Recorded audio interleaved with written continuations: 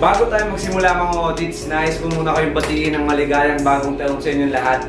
At dahil bagong taon na nga ngayon mga audits, maraming nagtatanong at nagpi-PM kung available ba yung mga isda natin at kung nag-i-exist pa ba yung farm natin mga audits. Kaya ngayong araw na to mga tito, mag-update tayo kung ano ba yung mga nagbago dito at syempre, marami nga talagang nagbago dahil kung makikita nyo sa aking likuran mga audits, meron na tayong bagong setup ng mga isda natin.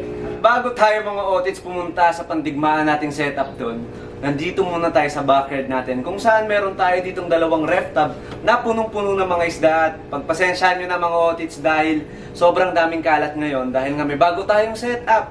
At ito yung mga ginagamit natin dati sa mga grow out natin ng mga giant. I-activate ulit natin yan mga audits kapag meron na tayong grow out ulit dahil ngayon ay nagbe-breeding na ulit tayo, nagbe-breed na tayo ng mga giant natin. Bago ko ipakita yung gapi mga audits, Titonomics Fish Food, Talisa Extract at Miracle Potion, DAP niya at 2BFX Cubes. Available sa Shopee at Lazada natin, check out na! So dito mga audits sa ating backyard, meron tayong dalawang ref tub. At ito nga mga audits, ayan. Meron tayong swordtail, meron tayo ditong gapi. Ito, kung mapapansin nyo, dito medyo makalat-kalat pa dahil meron tayo ditong grow out ng ating mga giants. At dahil nagbe-breed pa lang ulit tayo ng mga giants, mga audits, nandyan muna sila pansamantagal mga audits.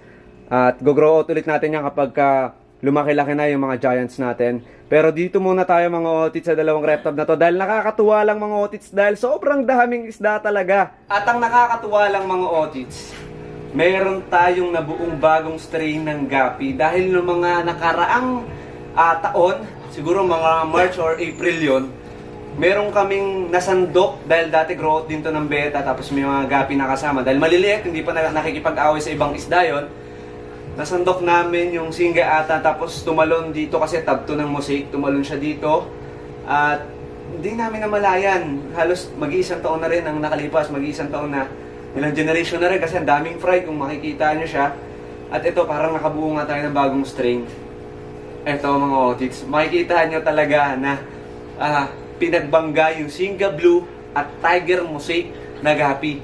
So ito na yung mga gapi natin mga audits na nagmekos-mekos na mother tube tong mga gapi na to. Ayan mga audits. So kung mapapansin nyo naman, ang katawan nila ay Singa Blue. Tapos ang buntot nila Mosaic. So nagbangga kasi yung Tiger Mosaic at Singa Blue na gapi nang hindi inaasahan dahil nga focus kami sa beta nung nakaraan. Kada show, kahit saang show, pumupunta talaga kami. At hindi na namin tinanggal yon. Bahala na si Batman. Pero kung mapapansin nyo, ilang generation na nakalipas tapos may mga fry pa tong ref tub natin. Sobrang daming fry niyan. At ito, lahat halos yung na-harvest namin na puro male. Ang katawan nila ay kulay blue na halos kamukhang-kamukha ng Singa Blue ang katawan. Ang buntot nila naman ay deltang delta at isa sa mga nagustuhan ng mga hobbyist ang buntot ng Singa Blue dahil super wide, no? Ang gantong-ganto talaga, no? Deltang-delta talaga yung pagka-delta niya ng Singa Blue. Ang ganda ng pagka-delta, parang perfect na perfect talaga yung pagka-delta ng Singa Blue. Ayan, kung mapapansin nyo, ito, tignan nyo itong buntot na ito. Ayan, no? Kaya lang medyo may mga kagat-kagat lang, pagpasensya nyo na yung mga buntot na mga yan dahil sama-sama na halos sila dito sa ref tub na to. Ang ganda mga audits, sobrang ganda. At yung pattern nga sa buntot nila ay mosaic. Ayan. So, ang ganda na ito. Siguro ilang generation na to. Di natin alam kung stable na to. Siguro ngayon pa lang natin pagpaplanuhan na ayusin kung anong maayos natin dito. Pero ano sila, no? Magandang kombinasyon pala, no? Magandang kombinasyon pala yung Tiger Mosaic at Singa Blue, mga audits. Dahil, ayan, mukhang compatible naman yung kanilang mga dugo. Dahil, ang ganda ng itsura nila, tignan nyo mga audits. Yung Tiger Mosaic medyo napagsawaan na ng panahon dahil yun yung naging uson dati. At marami nang nagsawang hobbies doon, mga breeder. Tapos yung value niya medyo bumaba. At marami na rin lumabas na ibang gapi. Yung Singa Blue naman, pag bumili ka sa ibang breeder, parang hindi siya interesting bilhin.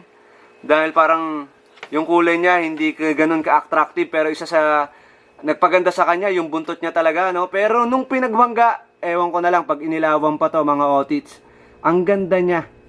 Ang ganda talaga ng kinalabasan. Para sa akin lang ha, pero syempre depende pa rin yung sa mata ng titingin. Kumuha ako ng ilaw mga audits para mailawan natin Yung sinasabi ko para mas ma-appreciate nyo yung ganda ng ginawa nating bagong strain ng gapi. Di ba mga audits nung inilawan? Sobrang ganda niya mga tito. Ewan ko lang talaga. Pero yun nga, depende talaga yan sa titingin. Pero ako nagagandahan talaga ako para sa akin. Siyempre, gawa ko namin to. Di ba? So, accidentally natin na breed to. At feeling ko malapit na tong may stable kasi sobrang, ayan o, makikita nyo naman na sobrang dami nang nilalabas na halos magkakamuka na itsura. Yung katawan nila is Singa Blue, yung buntot nila is Mosaic. Ito nga, tignan nyo nga ito. May isa lang tayong nakita dito mga otits na halos mukha pa siyang Singa Blue talaga. Nandun siya sa may dulo. Ewan ko kung nakita nyo kanina. Duman siya dito na mukha siyang Singa Blue. Ayun na, nasa dulo siya. Mukha siyang Singa Blue talaga. Ayun, nandun siya sa may dulo. Mukha siyang Singa Blue. Tapos hindi siya nagkaroon ng Mosaic sa buntot. Pero ang ganda mga otits. Bagong strain. Bagong taon, bagong strain. Ito siya mga otits, yung dorsal niya, ayan, Mosaic yung pattern, pero yung katawan at buntot niya, ayan, sa mga nakahawak ng Singa Blue, ganyan yung itsura ng Singa Blue. Hindi lang siya masyadong nag-pattern ng Mosaic sa buntot, pero ayan siya oh. May konting pattern naman kahit papano. Tapos ito yung mga kasama niya, halos may pattern na, no? Bagong strain ngayong taon. Grabe to mga otits, no? Hindi yung sinasadya mga otits ha. Hindi namin sinadya talaga na i-breed yun. Busy talaga kami sa pagbebeta. At eto, ayan, nandito yun eh. Nandito yun sa tab na to. Ayan, puntaan natin to. Sobrang daming fry niyan. Ayan oh, ang dami pang fry niyan. Ang daming mga isda pang harvestin dyan. Nahulog na nga yung net. Kaka-harvest namin ngayon ng mga bagong strain. Mga bagong strain, no? Bagong strain ni Otit. Bagong product natin mga otits, 2Bpex Cubes. Murang-mura lang, 16 pesos. Available yan sa Lazada and sa Shopee natin. Kaya check out na kayo. At dahil alam nyo naman mga otits na yung swordtail medyo malilikot at palatalon, hinuli na namin sila dito mga otits. Nilagay na namin sila para mas makita nating maigi.